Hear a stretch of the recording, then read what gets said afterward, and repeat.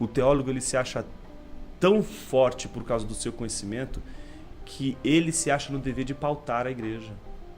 Ele quer pautar a consciência coletiva. Entendi. Ele quer pautar a consciência dos outros. Ele quer dizer o que é o certo. Não tem nada mais arrogante do que alguém que sobe no alto de um pináculo para dali, não é, desferir os golpes da sua sabedoria, não é capaz de determinar a agenda não só da igreja, mas de todos aqueles que estão à sua volta. Não existe nada mais arrogante do que isso. Não, o teólogo não tem essa função de dizer à igreja. Na verdade, ele é pautado pela igreja. Ele deve ser pautado pela Bíblia. Ele tem que estar debaixo de uma igreja. Um teólogo que não consegue se humilhar para estar debaixo da autoridade de uma igreja, ele é uma bomba relógio. Ele pode ser um teólogo que vai produzir coisas interessantíssimas na esfera pública. Mas a minha pergunta não é essa. A minha pergunta é se esse teólogo serve à igreja. E eu acho que tem muito teólogo que não serve à igreja. Primeiro porque não fazem parte da igreja. Primeiro porque não estão envolvidos com a igreja.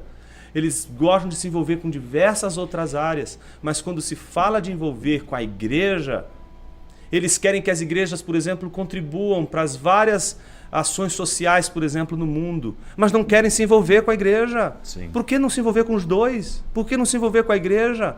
Por que não apenas se envolver com as questões sociais, mas também se envolver com a igreja? Se a igreja que tem o potencial, inclusive financeiro, de investir na justiça social e nas questões que envolvem a justiça social, por que não envolver-se também com a igreja, já que ela é fonte dessa justiça?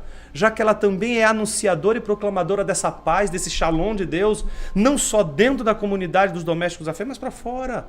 Então me parece que o gnosticismo cria essa arrogância, que coloca as pessoas no alto de um tribunal e eles se tornam juízes. Entendi. O teólogo não é juiz.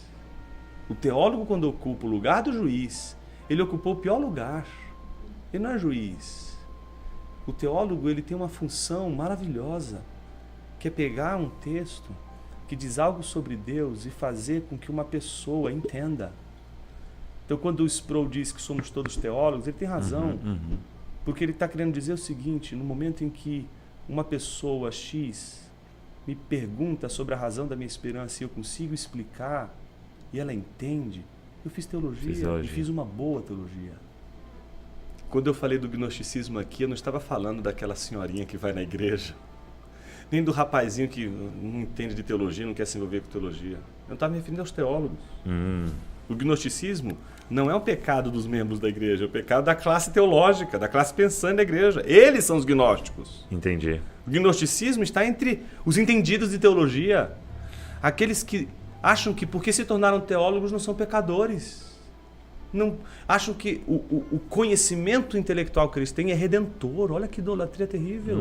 Se eu domino o que Barth disse sobre Jesus, o que Bonhoeffer disse sobre Jesus, o que Schlatter disse sobre Jesus, o que von Harnack disse sobre Jesus, então eu já sei, não é, o suficiente para ser redimido e ter meu cantinho no céu já reservado.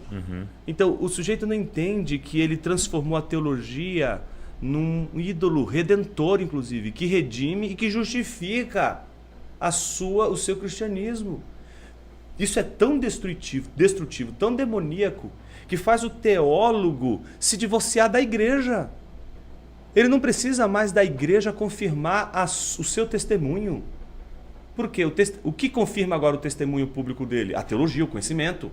Então, porque ele conhece o grego, porque ele conhece o hebraico, porque ele conhece todos os comentadores hoje da Bíblia e sabe tudo sobre Bíblia, sabe até, já consultou inclusive o assistente que o Espírito Santo usou para dizer hoje qual é a verdade que o texto bíblico está dizendo. Ele não precisa da igreja para confirmar mais a vida cristã dele. Isso é uma alma penada, isso não é um teólogo, isso é um fantasma, como vai dizer Van Hooser. Um teólogo sem igreja é uma alma penada, é uma alma sem corpo. O corpo do teólogo está na sua ligação com a igreja, porque a igreja tem uma coisa chamada disciplina. Vai olhar para ele, e disciplina é discipulado para a gente, é cuidar das pessoas, e vai dizer: a híbris, o orgulho, a vaidade tomou seu coração. Você precisa se arrepender do seu pecado. Hoje a gente só consegue exortar os irmãos que estão em adultério, sonegando imposto, tá traindo a confiança dos seus aliados e etc, perjúrio, seja lá o que for. A gente não consegue mais exortar o cara quando ele está soberbo por causa da teologia. A gente não consegue mais exortar. Isso é incrível porque quando você olha para Paulo, né, o primeiro teólogo ali nosso, que a gente vai observar ali, ele só fez teologia para resolver o problema da igreja. Extremamente prático, era só para resolver demandas humanas. Exatamente.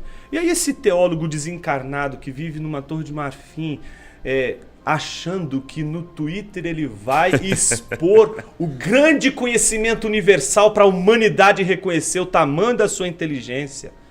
É claro que ele pode ser a pessoa mais inteligente do mundo, ninguém está questionando isso. O que está questionando é o caráter.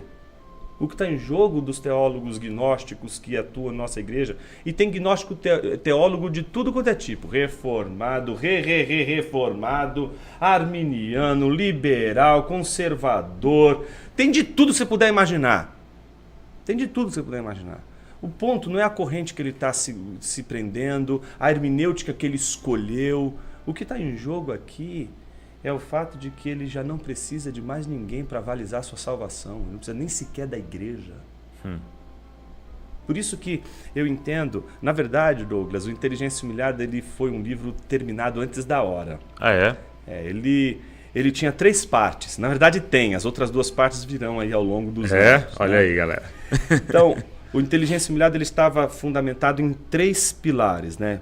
A palavra, o primeiro, o teólogo é comprometido com a palavra. Segundo, com a igreja. E terceiro, com a esfera pública.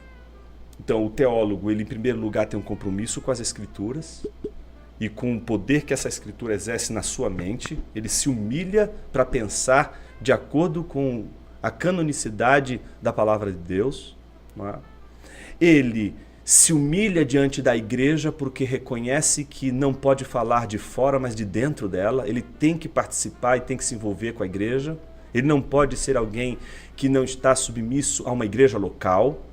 E por isso ele tem tudo o que ele precisa para se tornar um arauto desta igreja na esfera pública, trabalhando as realidades dessa embaixada de Deus que é a igreja neste mundo que não é nosso. Por isso que tem uma embaixada, porque a gente está num lugar que não é nosso, somos peregrinos, a gente precisa de teólogo que faça, como diz o Horton, teologia para peregrino, não para teologia de quem gostou desse mundo e quer ficar aqui. A gente não precisa de teólogos que estão confortáveis com esse mundo, que querem ser tão relevantes para esse mundo, que são capazes de mudar o evangelho para ele tornar mais palatável para a opinião pública. Para ter mais seguidores. Claro que a gente precisa de teólogos que escrevam para peregrinos, que estarão sempre em tensão, que podem viver da forma mais cordial, gentil, legal no sentido de correspondente às leis, mas porque crê no evangelho e crê nas doutrinas pode ser alvo de perseguição ou alvo de chacota ou de ridicularização. A gente precisa de teólogos que sejam capazes de entender que eles falam para a esfera pública a partir da igreja local e do compromisso com as escrituras. Okay.